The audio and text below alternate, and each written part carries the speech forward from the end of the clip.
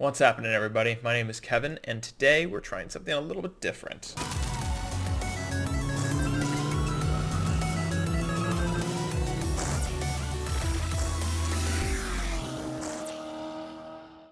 We're going to watch and kind of go over my initial thoughts on the new C8 Corvette.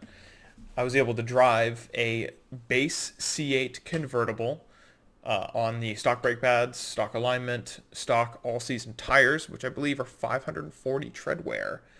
No idea what that's all about, but we were able to drive that at the Grid Life Skip Day, last month. Car is pretty remarkable. Now, most of my comparisons are going to be to my personal C7 Grand Sport, which I've gone on the record saying how wonderful that car is in both street and track.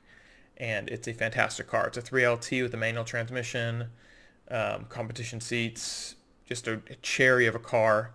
I got really lucky to pick it up before this recent price gouging happened with the Corvettes.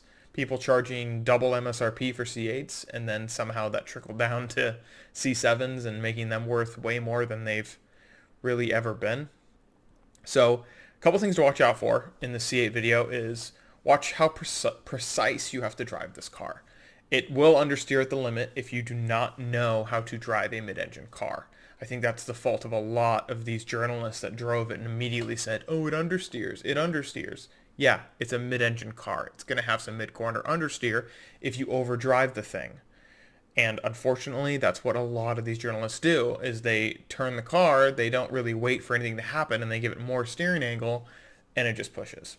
So keep an eye on how precise the car is and how little entry understeer there is in the car. It just does exactly what you want. Now, if you go in a little too hot, don't let the car set, aren't precise with your hands, it will push. And that can be fixed with an alignment, tires, lots of other stuff. Transmission is fantastic. No complaints really there. I wish it did have a manual, but so does everybody else, I think, at this point. The car felt fast. This is my first time ever in the C8, my very first lap. So it wasn't the fastest I've done in the car, but it was the fastest that we got on GoPro. Unfortunately, the fastest of the day, which I think was only a few tenths faster, the GoPro footage corrupted itself, so no good there. But without further ado, here is the lap at Willow Springs in a C8 Corvette convertible with the owner, my new friend, riding shotgun. So not only are we in a base C8 convertible, which is already heavier, we also have a passenger in the car. So please bear that in mind.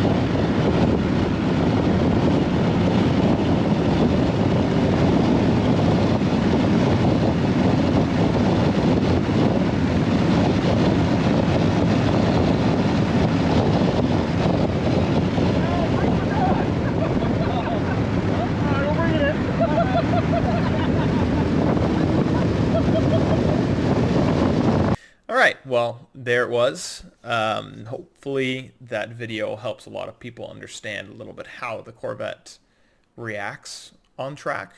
Big Willow is a very, very high-speed track, so not super technical in a traditional sense. It is very technical in the high-speed sense. Big Willow is it's a fantastic track, but it does have its downfalls as far as tuning a car and telling what a car can do at ultra high speeds. Some cars do better there than others, and some cars might do better at the neighbor track Streets of Willow than others. The car kind of did exactly what I wanted it to do. There was a couple times in turn 8, which is that long right-hander, where I turned in and I believe it was about 130 miles an hour, and the car did initially push, and it's hard to tell if that was an aerodynamic push, just the lack of front aero, the lack of front tire, or alignment. But it's a very bumpy track, and the car kind of set and handled the bumps quite well after that initial understeer. Now, everywhere else, the car didn't exhibit a ton of understeer except for the high-speed turn 8 and turn 9. Turn 9, it was pretty neutral going through, and I feel like I lost quite a bit of speed going into turn 9. The apex was only 89 miles an hour, and that's because for a moment there I was four-wheel drifting into the corner, and that definitely lost a lot of speed. Felt very fun and was pretty entertaining, but not the fastest way. That being said, I believe the car probably has another 2 or 3 seconds left in it. Maybe if we, obviously no passenger is worth some time, definitely. And brake pads, 100% worth a lot. Just those two things, I feel like we can probably itch out a 31 or a 30 flat in the car, which all things considered is quite remarkable for no real alignment and on those same 540 tread wear tires. Overall, really impressed with the C8. Do I think they're worth 100 and something thousand, whatever they're going for? No, not even close. But when the market finally settles down and the demand is actually right with supply, I feel as if for 60 to 80,000, it's a pretty remarkable purchase. Really excited for the Z06 version. That one is definitely something that I would consider. Me personally, I don't think this car is better than my Grand Sport for what I use it for. Let me explain. This car reacts like a modern mid-engine supercar should. Very precise, very fun, very engaging. C7 Grand Sport has all the front grip you never want for any more front grip. And when it comes around a lot quicker than the C8. The C8, the rear end does dance, but it's so easy to catch because of the weight distribution and because of the precise steering and the excellent chassis dynamics. It's just so easy to control, whereas the C7, you can get a lot more sideways, even in stock form. And for me personally, I enjoy that out of a car. I enjoy when it's actively trying to, for lack of a better word, murder you. Like the Viper ACR that I've driven, Torco's 4th gen Viper. That car is a blast to drive, not the fastest. There's no doubt in my mind that a C8 with similar mods to my C7 will annihilate it. I do think so, but I don't know if it'll ever be as engaging, as raw to drive as the C7 with the manual transmission, the rear transaxle, the front engine. It's a different category. And it seems weird to say that and kind of a cop-out, but I feel like the C7 and C8 aren't really comparable to each other. They are two completely different vehicles with two completely different goals and two completely different people in mind when it comes to selling the car. So, yeah, I hope that kind of gave you a little bit of insight into the C8, whether it's worth it. It's kind of up to you. It's a gorgeous looking car. It felt great on track. I definitely feel that it is not necessarily a one-to-one upgrade from the C7. Just as far as a track car goes, the dual clutch transmission is still to be seen how reliable it is. Hopefully, Tremec did a good job. I'm sure they did.